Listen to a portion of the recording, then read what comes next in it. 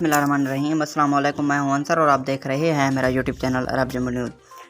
Labour market में Saudi ख़वातीन का किरदार बढ़ने लगा। सऊदी अरब में शाह अब्दुल अजीज़ कौमी मुकालमा मरकज़ ने लेबर मार्केट में ख़वातीन की हिस्सादारी से मुतल्लिक़ नए जायज़े के नताइज जारी किए हैं। अल इक़्तिसादिया के मुताबिक जायज़े में बताया गया है कि 91% अफराद ने एतराफ़ किया कि सरकारी इदारे लेबर मार्केट में हिस्सा लेने के लिए ख़वातीन की हौसला अफजाई कर रहे हैं।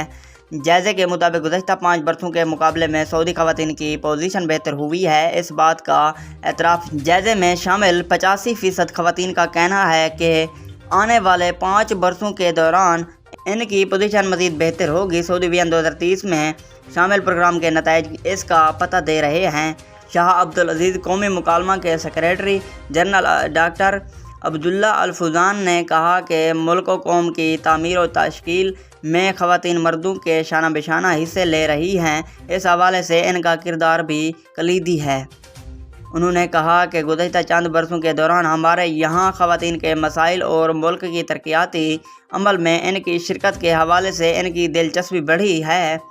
उन्होंने कहा कि जायज़े में शामिल 86% ख़वातीन ने इस एहसास का इजहार किया कि इनका वतन मुआशरे में इनकी हिस्सादारी को सराहा रहा है। 99% ख़वातीन का कहना है कि हुकूमत ख़वातीन की सेहत सहूलतें पूरी कर रही है।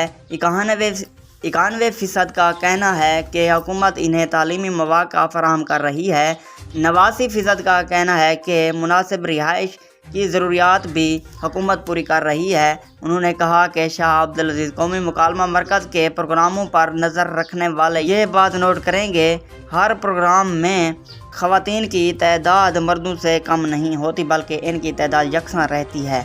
अगर आज की वीडियो अच्छी लगे तो मेरी वीडियो को लाइक कर दें। चैनल पर नए हैं तो चैनल को प्लीज़ सब्सक्राइब करना ना भूलें। बहुत शुक्रिया।